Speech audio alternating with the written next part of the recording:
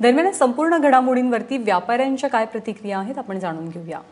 व्यापारी आपल्या भूमिकेवर ठाम आहेत। व्यापारी बेमुदत बंद ठेवणार आहेत। तरी कुठल्याही प्रकारचा संप मागे घेण्याचा व्यापाऱ्यांचा इरादा नाहीये।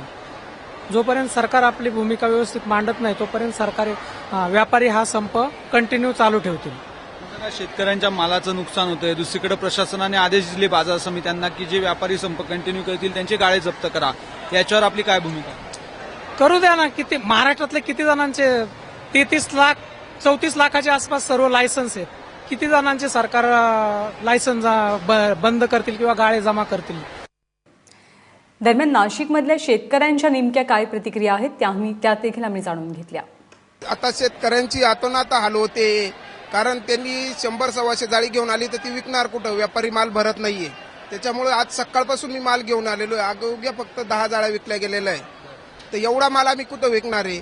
व्यापारी फक्त कमिशनच्या नावाखाली बंद ठेवतोय, पण बाहेर जाऊन माल भरतोय, तर तिथं आम्हाला आल्यानंतर काही भावात माल मागतोय तो, कारण शेतकरी पण अडलेला आहे। शेतकऱ्याचा तोटा होऊन राहिलाय। आज 200, 250, 300 रुपयांनी वज विकायचो, ते वज आम्ही 50-40 रुपयांनी विकू राहिलो। पूर्ण लॉस आहे।